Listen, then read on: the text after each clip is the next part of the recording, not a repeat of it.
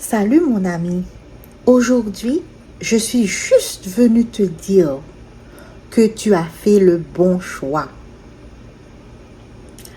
Un jour, Jésus est passé chez Marie et Marthe pour leur rendre une visite. Et vous connaissez cette histoire, ça se trouve dans Luc 10 à partir du verset 38 jusqu'au verset 42. On explique un peu ce qui s'est passé. Jésus est allé rendre visite dans cette famille à Capernaum. Et puis, Jésus était quelqu'un qui était très apprécié par certaines personnes. Tantôt très haï par les chefs, les religieux, mais très aimé par les personnes simples, les personnes simples de cœur. Et du coup, Jésus est passé rendre visite, mais Marthe, elle est affairée dans les activités. J'imagine Marthe en train de préparer une bonne soupe, des plats, je ne sais pas, arranger la maison. Mais Jésus, lui, il est venu, il parle, il enseigne, et tout ce que Jésus dit, ça vient du Père, il parle du royaume. Mais sa sœur Marie, la sœur de Marthe, était assise à écouter Jésus parler. Il y a certains spécialistes bibliques qui disent que Marie, la sœur de Marthe, c'est celle qui a été sauvée de la lapidation. Vous vous souvenez de cette histoire? Cette femme qu'on a pris en flagrant délit et qu'on était prêt à lapider. Grâce à Jésus, cette femme a eu la vie sauve.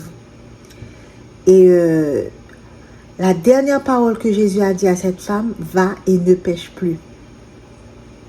J'ai l'impression que c'est la première fois que cette femme a fait cette expérience. Quelqu'un qui, tu vois, elle était auprès de la mort, proche de la mort. Elle devait mourir ce jour-là. Mais Jésus l'a sauvée. Et depuis, si c'est vraiment de cette Marie qu'on parle, depuis elle a donné sa vie au Seigneur et n'est plus retournée dans son ancienne vie. Donc, on voit parmi ces deux femmes deux attitudes. Mais avant, je dois vous dire que quand Marthe s'est plainte auprès de Jésus, dis à Marie de venir m'aider. Parce que là, je suis occupée à faire tout toute seule. Est-ce que ça ne te fait rien que ma soeur me laisse toute seule pour servir? Dis-lui donc de venir m'aider. C'est comme si Marthe apportait, je sais pas, il voulait, bon, elle apportait à Jésus ses doléances à propos de Marie. Pensant que Jésus allait prendre son parti, Jésus lui a dit, Marthe, tu t'inquiètes et tu t'agites pour beaucoup de choses. Une seule chose est nécessaire, Marie a choisi la bonne part qui ne lui sera point ôtée. Donc Marie, assise au pied de Jésus, a écouté les paroles de Jésus, a choisi la bonne part. Ici, on voit deux femmes ayant deux attitudes différentes.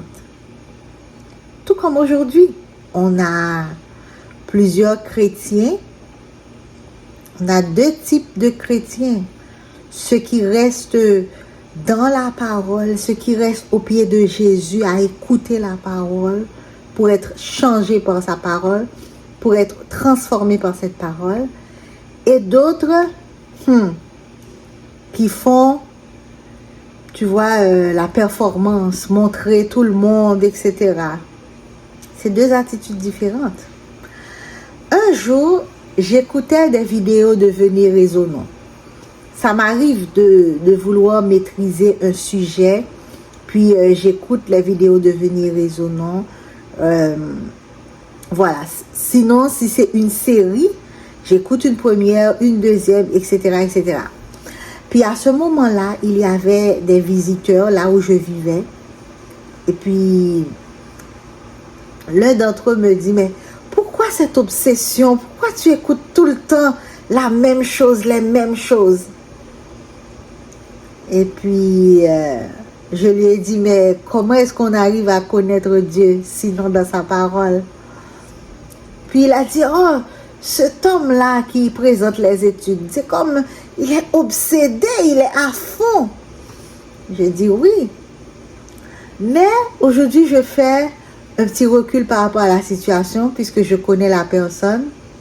Cette personne-là, c'est un homme qui prie beaucoup.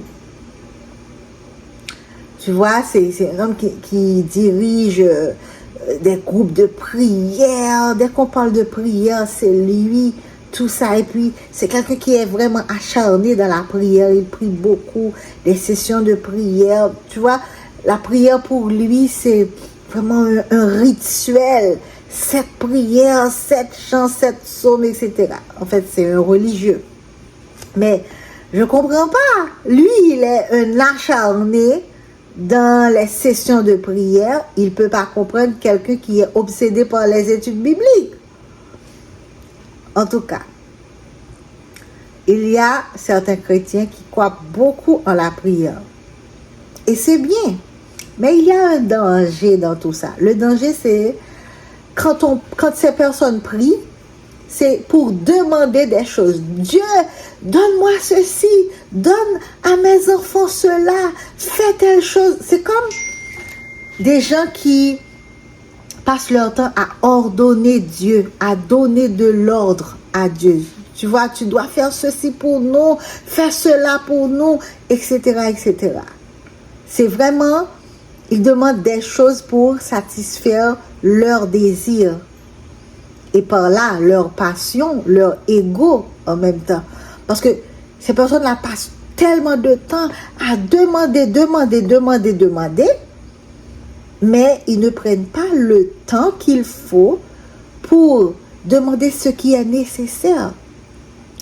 Je crois qu'à un moment donné dans la parole de Dieu, dans le Nouveau Testament, je crois que dans Jacques, il a dit que vous demandez des choses, mais vous priez mal. Vous ne savez pas comment prier. Alors, vous comprenez, quelqu'un qui passe son temps à demander des choses, demander ceci, demander cela à Dieu, c'est quelqu'un qui prie mal. Parce que c'est comme si la personne met sa propre volonté au-dessus de la volonté de Dieu.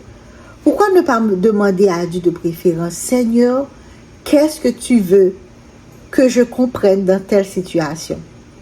Qu'est-ce que tu as à m'offrir? Qu'est-ce que tu as en réserve pour moi? Qu'est-ce que tu veux que je puisse comprendre, Seigneur? Et je pense que ceux qui restent au pied de Jésus dans sa parole pour comprendre qui Dieu est et quelle est sa volonté, je pense que c'est la meilleure posture qui soit. Parce que tu ne peux pas demander des choses à quelqu'un sans connaître la personne, sans connaître ce que la personne est vraiment prête à te donner.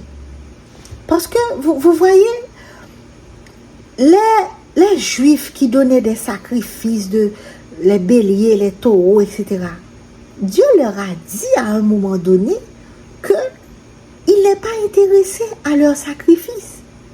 Vous comprenez? Donc, ils passent toute leur vie à tuer les moutons, etc., etc. Mais ce n'est pas ce que Dieu cherche vraiment.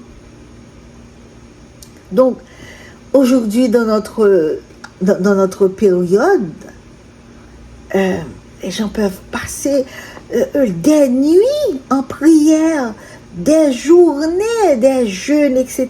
Mais ils sont à côté de ce que Dieu peut donner vraiment. Parce que Dieu n'est pas là pour satisfaire tes besoins, pour te donner juste de la nourriture, pour te donner juste des vêtements, pour te donner juste un travail, pour te donner juste des opportunités terrestres. Dieu n'est pas là pour ça. Il est là pour te donner le royaume. C'est ça qu'il est venu te donner. Ensuite, toutes les autres choses, elles viendront naturellement. Oh Seigneur, aide-moi à me souvenir de ça tout le temps. Pour que je ne puisse pas être plongée dans les soucis quand l'argent manque, quand certaines choses manquent. Que je puisse avoir mes yeux rivés sur toi. Que je puisse me souvenir, Seigneur, que je vis dans le royaume avec toi et que cela me suffit. En tout cas, quand tu étudies la parole, au lieu de passer tout ton temps à demander des choses à Dieu et que tu préfères passer ton temps à apprendre qui il est, maintenant tu apprends à te soumettre. Et c'est là, et c'est à ce moment vraiment que ta vie fonctionne pour de bon. On disait tantôt, Marc s'occupait des affaires de la maison, le ménage, le nettoyage. Mais Marie, elle écoutait la voix de Jésus. Cette voix qui pouvait changer sa perspective de la vie en général. Parce que, d'ailleurs, c'est ça le métanoïa, la repentance. C'est avoir une autre vision, penser autrement. Dès que tu arrives à penser autrement, dès que tu arrives à voir la vie selon ce qu'elle est vraiment, c'est-à-dire voir Jésus, voir Dieu, voir la main de Dieu dans ces choses, dans tout ce qui nous arrive, on vit différemment, hein? On vit différemment. Alors, c'est à ce moment-là aussi qu'on est en mesure d'avoir notre attention focalisée sur le plus important. Le plus important, c'est Dieu, le royaume, etc. Donc, beaucoup n'ont pas eu la chance, n'ont pas cette intelligence afin de rencontrer Jésus parce qu'ils sont occupés. Ils sont occupés à performer, ils sont occupés à faire des réunions administratives, ils sont occupés à faire des comités, à planifier, etc. Ils sont occupés à se focaliser sur l'apparence. Ils passent à côté de l'essentiel. Rencontrer Jésus, vivre dans la foi, vivre selon l'esprit. Mais toi, mon ami, je sais que toi, je m'adresse à toi aujourd'hui parce que je sais que tu as pris la bonne décision. Tu as fait le bon choix de t'asseoir au pied de Jésus-Christ dans sa parole. Et c'est ce choix que toi et moi, nous avions fait. Loin des projecteurs, loin de l'estrade, loin des pupitres. On a choisi plutôt l'intimité avec Dieu. L'intimité qui est un petit peu, comment je pourrais dire ça? C'est une vie un peu solo dans le désert, mais loin des voix humaines. On est capable à ce moment-là d'entendre la voix de Dieu, loin des voix humaines. Donc, comme Marie, je sais que toi, mon ami, tu as choisi Christ. Et n'oublie pas, quand on choisit Christ, c'est vraiment une conséquence d'une première action. La première action, c'est Jésus qui nous a choisis en premier. Tout comme l'exemple de Marie. Si c'est vrai que cette Marie, la sœur de Marc, est celle qu'on allait lapider, c'est vrai que c'est cette femme, on voit bien que cette femme, le fait pour elle de s'asseoir au pied de Jésus, il y a une action précédente. C'est que Jésus l'a choisi d'abord. Jésus l'a choisi d'abord. Et c'est ce que Jésus fait. C'est ce que Dieu fait. Il nous choisit d'abord. Ce n'est pas nous qui choisissons Jésus. J'entends des gens dire, ne lâche pas le Seigneur. Mais en réalité, c'est Dieu qui nous tient. Ce n'est pas nous qui le tenons. Nous sommes incapables de saisir sa main et de la garder. Nous sommes incapables. C'est Dieu qui nous choisit. C'est lui qui nous a aimés le premier.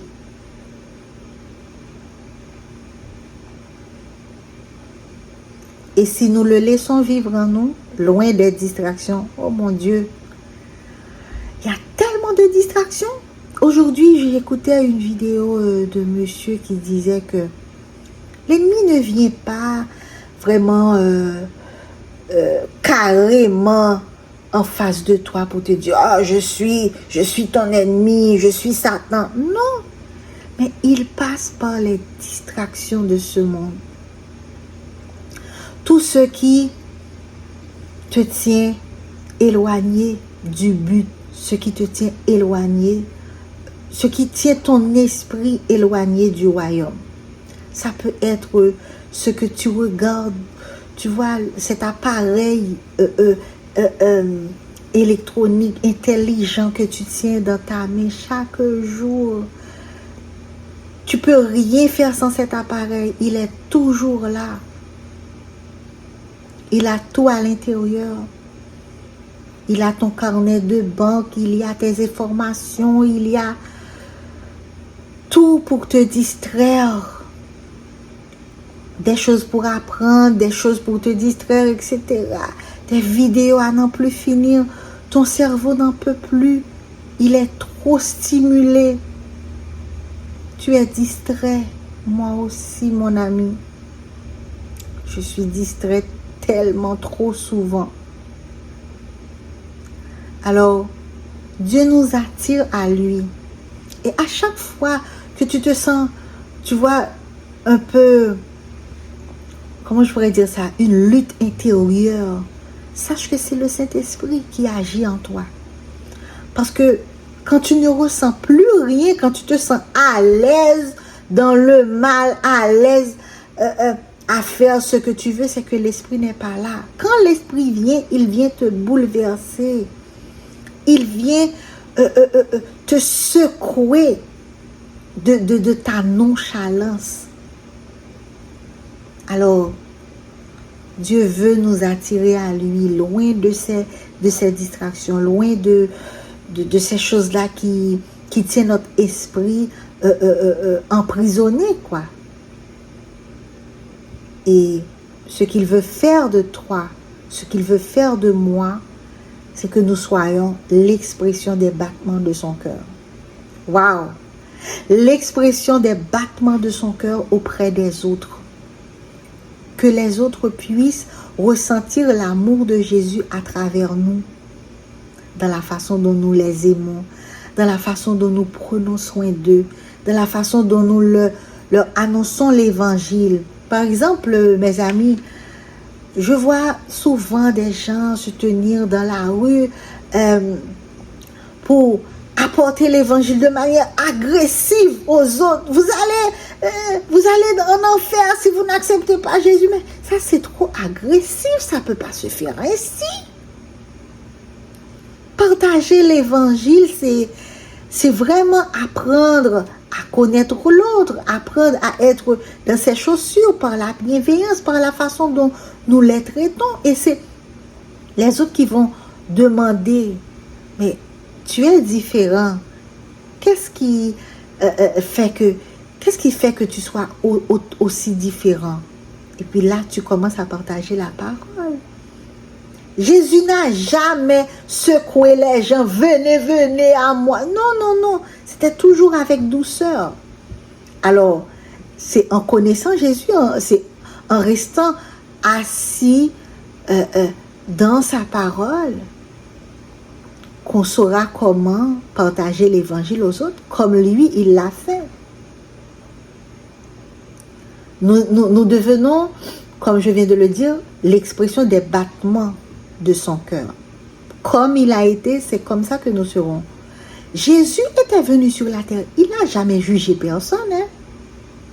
Et il a donné l'exemple avec cette femme qu'on allait lapider. Moi, je ne suis pas là pour te juger, ni pour te condamner.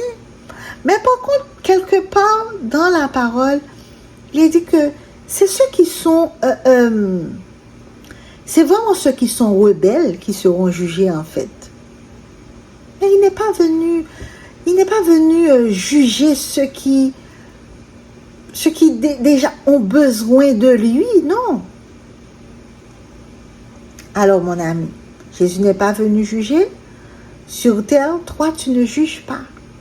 Jésus n'est pas venu condamner, toi tu ne juges pas non plus.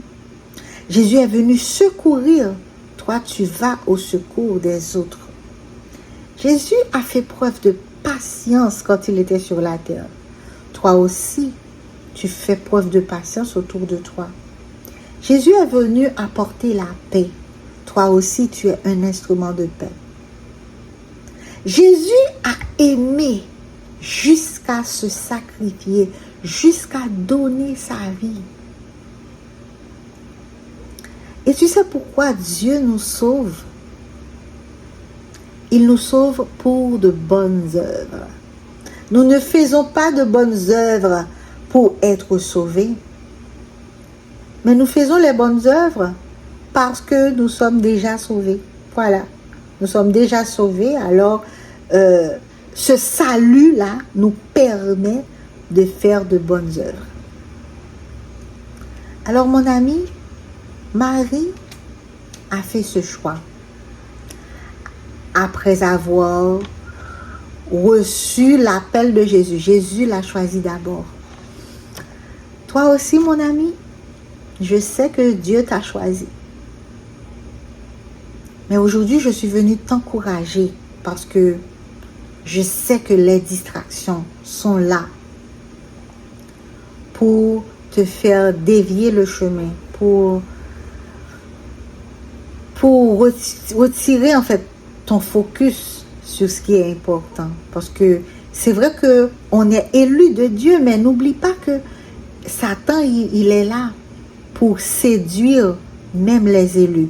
Nous sommes élus de Dieu, mais nous sommes aussi des cibles de Satan. Donc on doit chaque jour renouveler notre engagement, choisir le Christ chaque jour dans notre vie. Mais je sais que notre Sauveur, il est vivant. Parce que à chaque fois que tu sens ton cœur de te dire que ce que je fais n'est pas bien, etc., c'est le Saint-Esprit d'ailleurs, c'est le Saint-Esprit. Alors mon ami, tu n'es pas mis à part pour rien. Tu es mis à part pour de bonnes œuvres. Tu es mis à part pour écouter que la voix de Dieu. Tu es mis à part parce que Dieu te prépare à discerner. Tu es mis à part car Dieu te prépare à diriger. Tu es mis à part car Dieu te prépare à être, comment je pourrais dire ça? Dans une maison, il y a plusieurs, tu vois, dans mon pays, on les appelle les poteaux. Ok? Je ne sais pas comment dire ça en français, mais Dieu t'appelle, mon ami, à être quelque chose de fort, une lumière, quelque chose sur qui d'autres pourront appuyer. Dieu t'appelle à être un modèle sur qui les autres peuvent voir le Christ agir. Donc, mon ami, n'oublie pas, tu as fait le bon choix. Ne te décourage pas, même si ça devient difficile chaque jour, même si les épreuves augmentent, même si c'est dur, même si tu sens que ton corps veut lâcher. Ne lâche pas. Ne lâche pas. Jésus a dit, l'esprit est bien disposé, mais la chair est faible. Notre chair, c'est ce avec quoi on combat chaque jour. Parce que la loi de notre chair, la loi de notre corps veut nous attirer vers le bas. Alors l'esprit est là pour nous attirer vers le haut, pour nous permettre de regarder à Christ, d'avoir nos yeux fixés sur Christ. Mon ami, encore une fois, tu as fait le bon choix. Ne lâche pas. Ne va pas en arrière. Ne regarde pas en arrière. Ne lâche pas. Tu as fait le bon choix parce que tu as choisi Jésus. Tu as choisi d'écouter Jésus. Tu as choisi de de méditer dans sa parole. Tu as choisi de chercher le contexte de tout ce que tu lis afin d'avoir la compréhension qu'il faut. Oui, tu as choisi la bonne part. Que Dieu te bénisse et à bientôt pour une autre vidéo d'encouragement. Bye!